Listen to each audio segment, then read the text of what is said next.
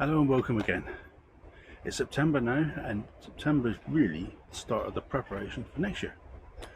And I'll just give you a quick guide around of what I'm doing that you can also do this time of year as preparation for next year's harvest. So one of the first things you can do is pot up strawberry runners. Now ignore the fact that these are in pots. These were planted in pots because I was supposed to move house ages ago and it's not happened yet. So for convenience I planted up new plants last autumn in pots with that in mind, looking ahead. Of course in autumn a year later and I'm still not moved. But anyway, ignore the fact they're in pots. If they're in open ground, it's a good time to take runners. Now, these are the type of things that we're talking about. Get the runners and then pot them up into small pots. Okay, so the little dog one, he's a bit louder than me. This is the newly planted up strawberries. These are for purely convenience sake planted up into one pot, of which they'll be planted into 3-inch pots ready for planting out when they're ready. Another job you can do at this time of year is sow green manures. So it is better that you have a mix of different green manures than one solitary one, because it does better for the soil. However, I found that winter tares, hairy vetch, whichever you'd like to call it, will be killed really easily by smothering in February, just in a time to be smothered and cleared in time for the cabbage plants to go in April time. Whereas the rye last a lot longer and are tougher to kill. So this is my trial bed at the moment. So I've got rye up that end, winter tares down this end, and in the middle I've got a good old mix. At the moment the winter tares are actually smothering out the rice, which is quite interesting, but it is happening. Winter tares do have a reputation of smothering, and as you can see, they're doing really well. That was from August sowing, which is best time to sow. So you've still got the warmth in the soil. But beggars can't be choosers. The only trouble is with green manure is when you get this sort of thing, which is speedwell weed. We don't want them setting seed, so I may have to keep a close eye on that. Going back down to this bed here.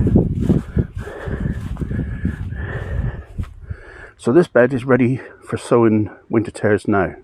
What I'm going to quickly do is give it a quick rake, ready for the sowing, and then I'll sow it. Some idiot forgot his tripod. So I can't even show you it actually happening. So it'll have to be in a couple of different stages. And sowing winter tares couldn't be easier to try. One-handed is a little bit more difficult, and all it gets is just wood thrown over the top of the bed, and then lightly raked in.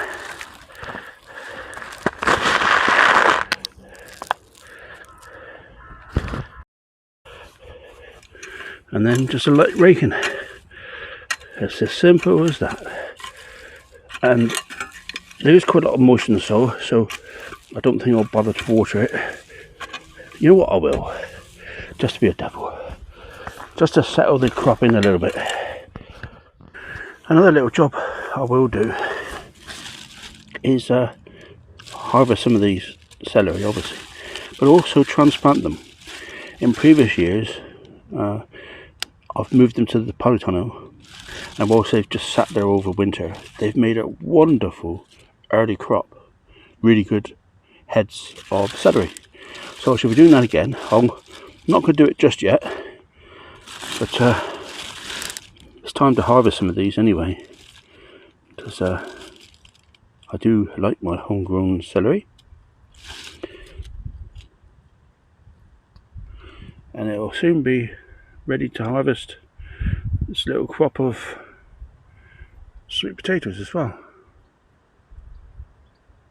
Looking very interesting. I'll be very, very interested to see what the maiden crop of that is, as opposed to that variety which really has not done well at all for me. I don't expect anything of them, but these I'm hoping for great things. So we're in the polytunnel now, and it's a quick catch sowing of celery that have been planted out, but they're getting hammered by the slugs. I know we've all struggled with slugs this year. The tomatoes have responded well to the rough treatment of removing a lot of the foliage. It seems to really stopped the blight taking hold any further than what it has on this right hand side. On the other side's a little bit more different. I did withdraw the watering, and that has helped encourage them to go red. There is still blight in the stems. It is getting worse, but it's not really speeding on. I assume that's because I removed the foliage, which is worked quite well as a tactic. But yeah, I'm hoping that we get a crop of these tomatoes, more than what we have got already, which I'm really quite delighted with. Moving out into the other plot, we got the Crown Prince squash still going, a crop of Phacelia, again occupying the bed very nicely. Strawberries looking very good as well. These need de-runnering. Is that a word? I don't know. But these need the runners removed really, because it's all sapping the energy from the runners, from the actual main crop itself.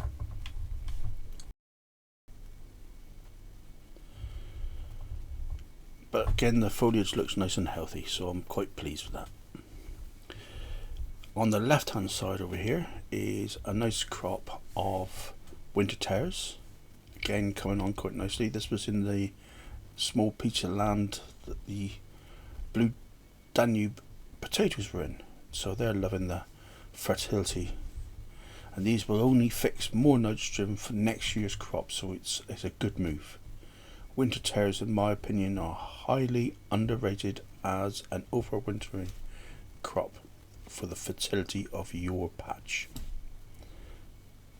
It's getting a little bit late to sow them, so there we are on this lovely evening. It's time to say goodbye. The new bed of winter tares started, and me and my tripodless setup I'm going to say goodbye to you for this week. Next week I hope to do a compost update. Now that's not making compost. I just want to show you the various states of all the compost I've made so far, so that I can show you what it looks like, what stage it's at, what I'm going to do next, and why there's so much of it. See you later guys, bye bye.